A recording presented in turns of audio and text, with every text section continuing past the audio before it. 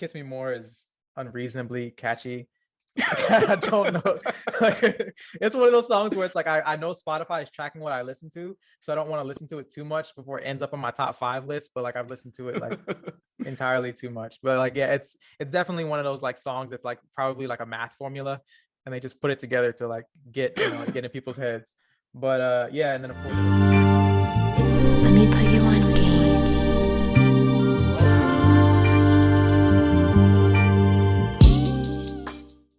Let's talk about our top 25 songs of 2021. Yeah. We have our lists on Spotify for me and for YouTube Music for my man Soj here. Both of those lists will be linked in the description of either a YouTube video or they will be in the description of the podcast itself. So we'll talk about it as much as we can within reason, but definitely go check those out. Go listen and see, what you like on there if you're interested in what our tastes are. But let's get into our list. There's 25 songs, so let's try to dive into the first 9 of each of our lists. And you can go ahead and go first, Soj. Like what sticks out to you about the first 9 songs on your list? For the first 9 on my list, I try to arrange my list in a very flow kind of way, where I give you different tastes of what I've been engaging in this whole year. So for this first taste, it's very Afrobeat centric as well as kind of pop centric. I got Ozumba Mbadiwe, which is a funky Afrobeat song by my man Ricardo Banks. I've been in love with this song since I randomly found it. I found this song funny enough, just scrolling through Explore Music and seeing album covers that I thought were interesting. And I saw this dude on a motorcycle. I was like, oh, this seems kind of cool. And that's what a way to find a song. Yeah, like, hey, album cover still matters, people. So from there, you got Point and Kill by Lil Sims, which you if you guys follow the podcast, you know how much I love this song. Soundgasm by Rema, which is very sensual. Moving on to another major hit with Mona Lisa by Lil J and SARS. Really, really catchy song. But then it moves on to some songs that I like What You Said by Isaiah Rashad featuring Antidote, and a song that I didn't expect to put on it with Stars Align by my G Jordan featuring Drake, and Kiss Me More by featuring SZA by Doja Cat. And these songs to me were just songs I didn't expect to like as much as I did, but I couldn't leave off my list because of how much I enjoyed it and played it. I couldn't help myself. And so a lot of my list just came down to like, okay, this song speaks to me. These different songs speak to me, and I just play them so much. So I want to be true to who I am and my musical taste. So that was kind of my rationale behind this first 9. How about you? I feel you, bro. Yeah, just to touch on your first thoughts. 9. Yeah, really quickly. Yeah, of course, Point and Kill, like that. A song is really good when it gives you an interest in like an entire genre. Just based like, what is this thing that I don't normally listen to? Like, I want to hear more of this particular sound. So definitely like open my ears to that. Kiss Me More is unreasonably catchy. I don't know. Like, it's one of those songs where it's like I know Spotify is tracking what I listen to, so I don't want to listen to it too much before it ends up on my top 5 list. But like I've listened to it like entirely too much. But like yeah, it's definitely one of those like songs that's like probably like a math formula, and they just put it together to like get in people's heads. But yeah, and then of course What You Said. I Am Doechii with one of the best like rap features of the year, I think, honestly. Like she came in and slid on that. So yeah. Super dope song. For my list, my first song is Movement Number 6 by Floating Points, Pharoah Sanders. It's a super long song. It's just really an instrumental with all of these different instruments, and it's just one of the most beautiful songs I've heard this year. Like that song transports me to a different place.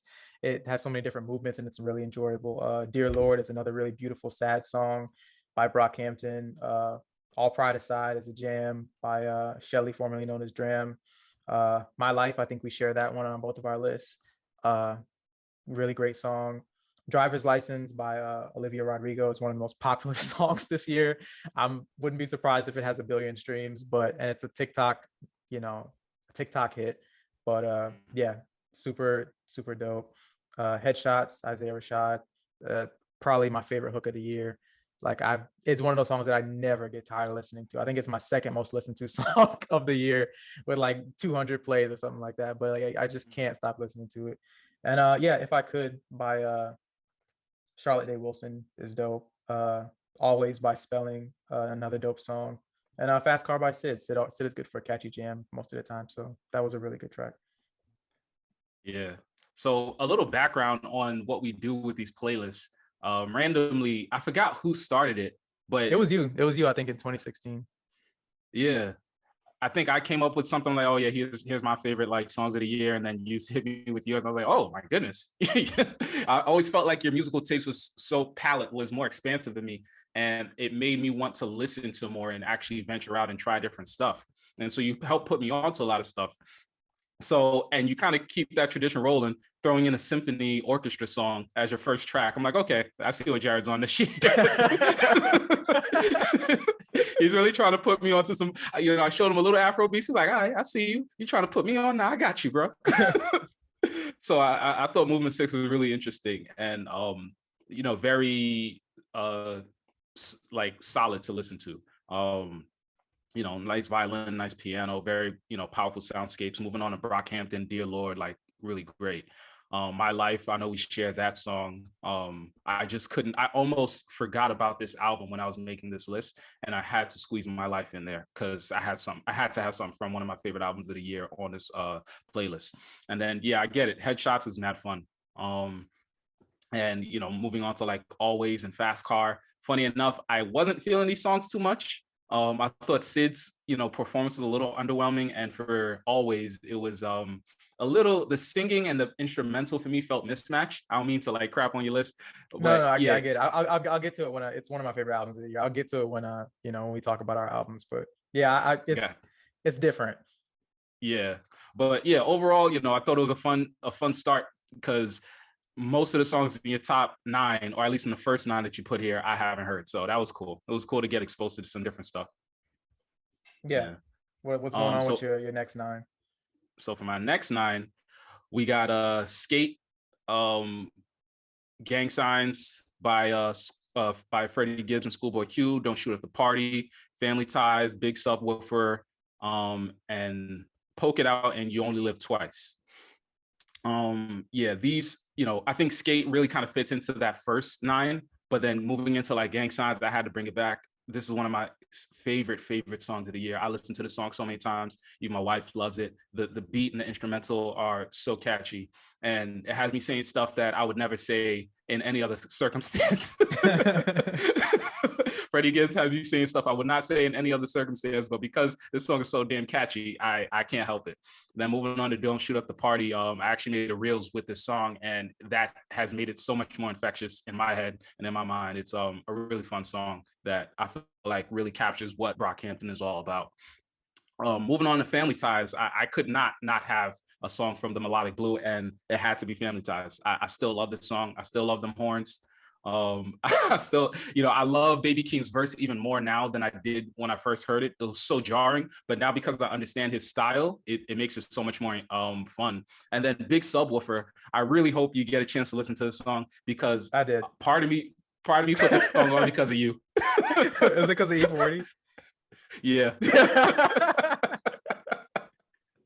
I know you love a good E40 feature, and his verse just made me fall in love. One of the funniest rappers like in the game to me. Yeah.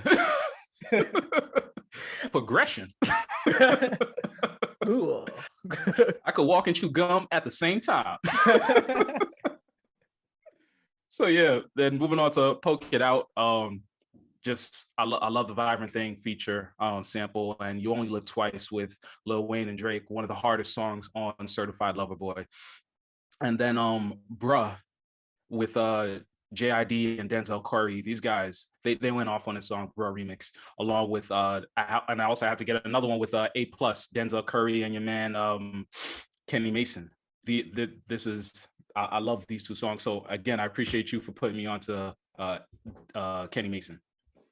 Yeah, definitely. I think he has something. I think it's fitting that you have the Bruh remix with Denzel, and then you have A+ with Denzel as well, because I think that Kenny Mason is definitely like a JID kind of artist in terms of his ability to rap. Like, I think those 2 dudes, like as far as like new school rappers, I think that they're on a different level as far as their lyrical ability. They're so creative and they have their own styles individually because they're both really different artists, but I think their ability to rap is like it's next tier.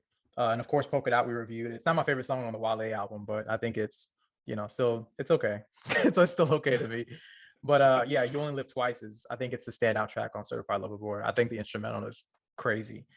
Big Yeah. Subwoofer, not a fan, but I could see the level of ridiculousness in it, and I think that's the enjoyable part about it if you don't take it too seriously. But yeah, Gang Sign's definitely dope. I think Freddie is one of the best rappers out right now, and I think he continues to show and prove that. And Schoolboy Q, of course, is one of the most charismatic artists out as well. Always looking forward to an album from him. So to see them come together is Yeah. always really dope. But Yeah. yeah, to get into my next couple songs, Be Sweet by Japanese Breakfast, just a cute pop song. Like I thought it was just catchy and I enjoyed it. Same thing for Peers. Just it's an Indian, I think it's an Indian boy band basically. And I don't know, I just Really? really yeah, you should go check out their Really? videos on Huh. YouTube. Like they have a very interesting look. They don't look like I don't you don't really associate like, brown people necessarily with R&B. So I thought it was an interesting mix. And the song just, I don't know, it's just so catchy. I never skip it when it comes up. So I was just like, I mean, it has to go on my list. Yeah. Moon, I think, is a standout track from Donda. I think we both have it on our list. Just beautiful. Don Toliver's falsetto on that is crazy. Kid Cudi comes on, and I laugh with my wife sometimes because I think Kid Cudi is an artist that can do things that no one else can and get away with it. Because the man literally gets Yeah. on the song and says he, like it works because it's Kid Cudi. But yeah, it's just a really enjoyable song. Introvert, of course, super epic rap song. Little Sims came out and really showed up and showed out on that. She's incredible. Yeah. Don't Make Me Change, I always have a song from Jameson whenever he drops her project, just a jam. Antidote, I wanted to hear what you thought about that because that was an Afrobeats song that's also like a jam. It's addictive. Yeah. Life Is Not the Same, we both have that. James Blake 8 on that, one of the best songs and one of my favorite albums of the year. And Industry Baby, I didn't necessarily want to put this song on here, but I look at how much I listen to it. It's on like both of my workout playlists, and I just play it all the time. So like it has to be on there. But yeah, that's my next section. Yeah, I cannot judge you for Industry Baby because I think I've listened to that my fair share along with Montero. I didn't throw it on my list because I just felt like it was too earwormy to feel like I really enjoyed it. Just like another song that I wish I could have found space for in Thot-ish by Meg Thee Stallion. Yeah. As much as I love those songs, I'm like, it's not my favorite. I just enjoy listening to it, which is weird. It's kind of weird to like, it's like a guilty pleasure kind of thing. Exactly, yeah. But then Be Sweet was fun, a nice pop song. And Pairs, I thought it was a smooth combination of guitar and bass, and they actually had some bars on it too, which surprised me. I'm like, you guys are singing, rapping, armly, like who is this? Who are they? So I'm definitely gonna look into them. And then yeah, Moon, one of my favorite songs on Donda. Like, enough, not so much more can be said. Just really powerful singing. And just Kanye at his best with that blending of voices and getting different sounds together with the production. When Kanye gets in his bag, a song like Moon comes out. And then Introvert, yeah, I love it. Jameson, really good. But Antidote, bro, I need an antidote to get this song out of my head. this song is good, man. And it's great vocals, especially on the hook. My God. How awesome this song is. I love it. Thank you for throwing this in there. Life Is Not the Same. Yes. I mean, more. Yeah. So yeah, I like this stretch. Yeah, I like your stretch here. And so for this stretch, that second stretch for me was more like my favorite rap stuff, straight hip hop for the most part. But then finally, I tried to get into more soulful stuff for this last portion. And starting off with Claymore featuring Smino by Isaiah Rashad, like I think about this song weekly. Then moving on to The Moon and Life Is Not the Same that we spoke about already, Come to Life. Just the way this song builds up for me, especially with me growing up in the church, there's a lot of spirituality that I feel connected to when I listen to this song. And that it really has a strong place in my heart. Then moving on to Easy on Me, ideally she had to be represented on this on this playlist in some way. And yeah, Easy on Me, really great song. I mean, we got a reel about it. We spoke about it on the album. I love it. Then moving on into Leave the Door Open, no surprise, man, a lot of fun, real smooth, Silk Sonic, one of my favorite albums of the year. But a song that I didn't really expect to find this year, but just I couldn't leave this list without it, Finish Line with Elton John featuring Stevie Wonder. I was like, the off of the lockdown sessions, I Stevie has his amazing singing. He brings out the harmonica, and they just have really good chemistry on the song. And there's some other really dope songs on this album as well. Young Thug got a song with Elton on this album, but overall, I felt like this song really showed me, man, Elton John can still do it, and he can still grab some of the best artists and make some dope music. So, Yeah, for sure. yeah. It was a really strong closer for your playlist. I really enjoyed the Elton John track. The choir on that is amazing. Like it really, Yeah. really works. Of course, Leave the Door Open. That was one of our like early early videos early in the podcast. Still enjoy it. Easy on Me, of course, is great. Come to Life is also great. We talked about Moon and Life is Not the Same. And Claymore, I think, is one of the best features as well on that album. I think Isaiah did a really good job picking his features, and Smino is perfect on that beat. But yeah, really, really strong close, especially with the Stevie Elton John track, which is kind of a dream collaboration, I'm sure, for me and for a lot Yeah. of people as well. But yeah, Foreign Things by Amber Mark. I just thought that was a super fun song. I found it really late in the list, but yeah, I just really enjoyed it. I can't stop playing it. Rise is probably my favorite track from Call Me If You Get Lost. Really enjoyed that one. Happier Than Ever by Billie Eilish. I really, I don't know. I didn't like the song when I first heard it, especially the first half, because I feel like it was mellow like so much of the album. I think it's an album that I want to go back to, but hearing the song on a few more listens, like it really, really works, especially the second half where she gets into like the rock portion of it. I really enjoyed it. Jackie is the next song. I really enjoy this group. I've only heard like 3 songs by them, but 2 out of 3 of the songs that I've heard have made my year-end playlist. So I've definitely got their albums marked to go listen to, because I really just enjoy the rock influence on there as well. To Be Loved by Adele is the next song. It's one of the best vocal performances of the year. It's just, she's just vocally unparalleled on that track. She really just lays it all out there like she's on the verge of tears, and it gets me on the verge of tears. So it had to be on my list. Sundown Town, Vince Staples. Yeah, just another jam. Vince had so many really good, laid back but really poignant tracks on that. We had a review of it. Really enjoyed that album as well. Hot and Heavy, Jessie Ware. She can't miss. It just works. It's a bonus track on an album that I really enjoy, but it's so good. It's like, it's unreasonably groovy. And Smoking Out the Yeah. Window. I think it's just such a hilarious song, but also really vocally powerful, and that the song that really works really well from an album that I enjoy. But yeah, it's just a really great track. Yeah, man. You had some bangers on here. Foreign Things for sure. My God, I like that song. I love the instrumental and overall production. It was really bright. It was entertaining, fun lyrics. Just a really good song, man. Thank you. And Rise, I actually had on my playlist, but I ended up taking it off because there were just some songs that I liked more than it, unfortunately. But it was definitely on my playlist for a little bit. Happier Than Ever. Billie Eilish. She is just about as happy as I would expect her to be in this song, based on what I've seen from her. And I didn't really get the song, so I think maybe I need to give it some more listens. But yeah, Jackie, bro, this song is so much fun. Amazing guitar, amazing bass guitar. It was very satisfying, and I just, they seem to be really into this lady called Jackie. So I think I'd like to check out more of their music as well. Moving on into Adele, To Be Loved, and Sundown Town by Vince Staples, dope songs from albums that we looked into. And yeah, I get it. Hot and Heavy, man. Yes. More and more. I didn't even know that this song existed. It's emblematic of who Jessie Ware is, especially from the What's Your Pleasure project. And I'm glad that she threw this in there because it is fun and definitely catchy. And then finally rounding it out with Smoking Out the Window. I can't, I'm not going to have any gripes against this song. It's a great performance. I wish I could put more songs from Silk Sonic on my playlist, but it wouldn't have been fair. So yeah, it was dope. Good list, man.